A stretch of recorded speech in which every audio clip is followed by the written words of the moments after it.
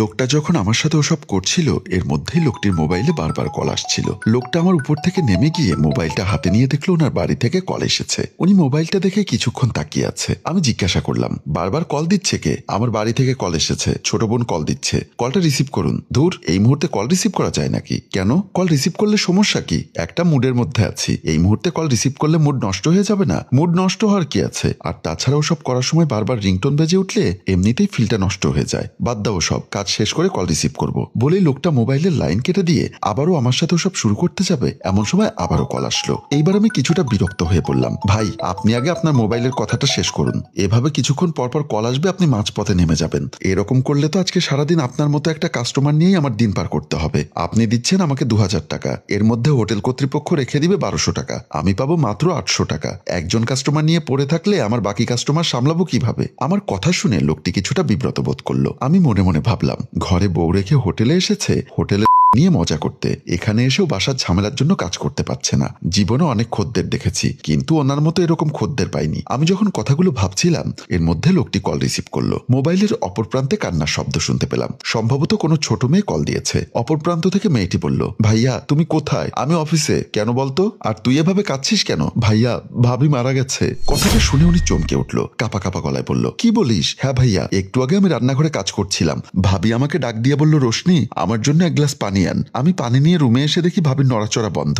আমি নাকে হাত দিয়ে দেখি ভাবির নিঃশ্বাস বন্ধ হয়ে গেছে। তুমি কোথায় ভাইয়া? একটু তাড়াতাড়ি এসো। লোকটির নড়াচড়া বন্ধ হয়ে গেছে। সেন্সলেস হারানো মানুষের মতো বসে রইল। হাতে ধরা মোবাইলটা হাত থেকে বিছানায় পড়ে গেল। আমি ওনাকে জিজ্ঞাসা করলাম, কে ফোন করেছে? কোনো সমস্যা? লোকটি কাঁদতে কাঁদতে বলল, আমার বোন ফোন করেছিল। আপনি কাঁদছেন কেন? আমার বোন ফোন করে বলল একটু আগে নাকি আমার স্ত্রী মারা গেছে। লোকটার মুখে কথাটা শুনে আমার নিজেরই খারাপ লাগলো। এই মুহূর্তে ওনাকে আমি কি বলে সান্ত্বনা দিব ভাষা খুঁজে পাচ্ছিলাম না। লোকটা একাধারে কান্না করে যাচ্ছে। তারপরেও স্বাভাবিক হয়ে লোকটাকে বললাম, স্ত্রীকে খুব ভালোবাসতেন বুঝি? অনেক কাঁদতে কাঁদতে মাথা নেড়ে হুম বলল। উনি কি অসুস্থ ছিল? কিছুদিন ধরে অসুস্থ ছিল। জানো, আমার স্ত্রী আমাকে অনেক ভালোবাসতো। অসুস্থ হওয়ার কিছুদিন আগে সে আর আমি ঘুমিয়েছিলাম। রাত তখন 2টো বাজে। আমি ঘুমের মধ্যে এপাশ ওপাশ করতে গিয়ে দেখলাম সে জেগে আছে। তাকে প্রশ্ন করলাম, কি ব্যাপার, তুমি এখনো ঘুমাওনি? না, ঘুম আসছে না। আচ্ছা মুন্না, ধরো কখনো যদি আমি মারা যাই, তুমি কি আবার বিয়ে করবে? ধুর, কি সব পাগলের মতো কথা বলছো? তুমি মারা যাবে কেন?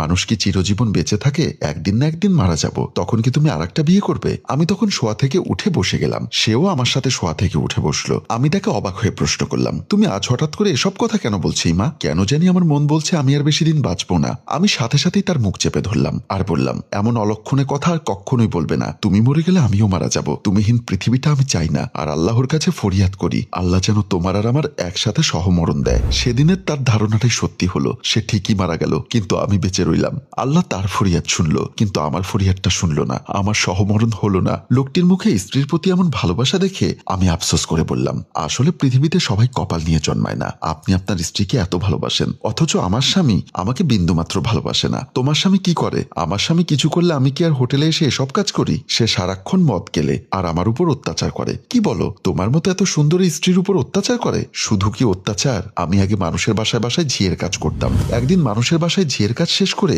বাসায় ফিরে দেখে আমার স্বামী বসে বসে মদ খাচ্ছে। আমাকে বাসায় ঢুকতে দেখে সে বসা থেকে উঠে আমার কাছে এসে বলল, টাকা এনেছিস? আমি শাড়ির আঁচল থেকে তাকে একটা 100 টাকার নোট বের করে দিলাম। 100 টাকার নোটটা হাতে নিয়ে বলল, এই 100 টাকা দিয়ে তো বাংলা পাবো না। তোকে বলেছিলাম 500 টাকা আনতে। যে বাসায় কাজ করি সে বাসা থেকে অগ্রিম অনেক টাকা নিয়ে ফেলেছি। ওনারা বলেছে এ মাসের শেষ না হওয়া পর্যন্ত আর কোনো টাকা দিতে পারবে না। এক বাসায় কেন কাজ করিস? 4-5 বাসায় কাজ করতে পারিস না? ওর কথাটা শুনে আমার মেজাজটা খারাপ হয়ে গেল। আমি বললাম, স্ত্রীর ইনকামে বসে বসে খাও, তার উপর স্ত্রীর টাকায় মদ খেতে লজ্জা করে না? তখনই সে উত্তেজিত হয়ে আমার চুলের মুঠি ধরে বলল, তোর মতো রাস্তার মেয়েকে বিয়ে করেছি বসে বসে খাওয়ার জন্য। শোন, এত অল্প টাকায় হবে না, আমার অনেক টাকা দরকার। অত টাকা আমি কোথায় পাবো? রূপ বিক্রি করলে অনেক টাকা পাবি, প্রয়োজন হলে যাবি, তবুও আমার অনেক টাকা চাই। সেদিন তার কথা মতো তার চাহিদা পূরণ করার জন্য আমি এখন হোটেলে বিক্রি করি। আমার কথা শুনে উনি বলল, এমন স্বামীর সাথে সংসার করছো কিভাবে? ওনাকে তালাক দাওনি কেন? আমি তখন একটা ছলের হাসি দিয়ে বললাম, যাওয়ার জায়গা থাকলে তো কত আগে যেতাম। এক নানির বাসায় বড় হয়েছি, সে নানিও মারা গেছে।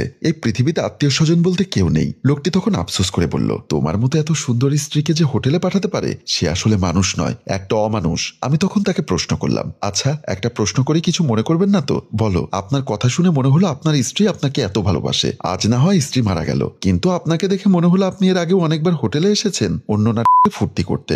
আপনার ঘরে স্ত্রী থাকতে আপনি হোটেলে আসতেন কেন? লোকটি তখন একটা দীর্ঘশ্বাস ফেলে বলল, শরীরের চাহিদা মেটাতে। আমার স্ত্রী শারীরিকভাবে অক্ষম ছিল, স্বামীর চাহিদা সে আমাকে মেটাতে পারতো না, তাই আমি মাঝে মধ্যে হোটেলে আসতাম। আচ্ছা তুমি অপেক্ষা করো, আমি একটু বাথরুম থেকে আসি বলে উনি বাথরুমের দিকে চলে গেল। আমার হঠাৎ মনে পড়ল একদিনের ঘটনা। তখন আমি অন্য একটা হোটেলে রূপ বিক্রি করতাম। একদিন একজন খদ্দের এসেছিল, আমি তখন হোটেলের খাটে বসেছিলাম। খদ্দেরটা এসে মাত্র আমাকে বলল, এই মেয়ে তাড়াতাড়ি শুয়ে পড়ো, আমার হাতে সময় কম, তাড়াতাড়ি বাসায় ফিরতে হবে। আমি অবাক হয়ে প্রশ্ন করলাম, আপনি হোটেলে এসেছেন ফুর্তি করতে, এমন তাড়াহুড়ো করছেন কেন? বাসায় আমার স্ত্রী আমার জন্য অপেক্ষা করছে, আমার তাড়াতাড়ি বাসায় ফিরতে হবে। আচ্ছা আপনার বাসায় স্ত্রী থাকতে আপনি হোটেলে নিয়ে ফুর্তি করতে এসেছেন কেন? লোকটি তখন একটা দীর্ঘশ্বাস ফেলে বলল, আমার স্ত্রী শারীরিকভাবে অক্ষম, বিছানা থেকে উঠতে পারে না, ও সারা শরীর অবশ হয়ে আছে, তাই আমার সাথে স্বামী স্ত্রীর কাজ করতে পারে না, এজন্যই আমি হোটেলে এসে নিজের চাহিদা মেটাই। অথচ এর 2-3 মাস পর আরেকদিন আমি একটা রেস্টুরেন্টে বিকেলবেলা নাস্তা করতে যাই। রেস্টুরেন্টে ঢুকেই দেখি ওই লোকটা একটা বোরখা পরা হিজাব করা মেয়ের পাশে বসে নাস্তা করছিলেন। ওনার পাশের মহিলাটা দেখে মনে হলো উনি এত ফরহেজগার যে ওনার চোখগুলো ছাড়া আর কিছুই দেখা যাচ্ছে না। আমি মহিলাটার পাশের চেয়ারে গিয়ে বসলাম। লোকটি মনে হয় আমাকে চিনতে পারেনি, না পারারই কথা, কারণ একটা তাকে মনে রাখার কোনো কারণ থাকতে পারে না। একটু পরে লক্ষ্য করলাম লোকটি মহিলাটিকে বলছে, তুমি বসে নাস্তা করো, আমি একটু ওয়াশরুম থেকে আসি বলেই লোকটি চলে গেল। উনি যাওয়ার পর আমি মহিলাটিকে বললাম, আসসালামু আলাইকুম। মহিলাটি আমার দিকে তাকিয়ে বলল, ওয়ালাইকুম আসসালাম। কিছু বলবেন? আচ্ছা আপু, কিছু যদি মনে না করেন একটা কথা বলবো। হ্যাঁ বলুন। একটু আগে যে লোকটি আপনার সাথে বসে নাস্তা করছিল উনি আপনার কি হয়? কেন?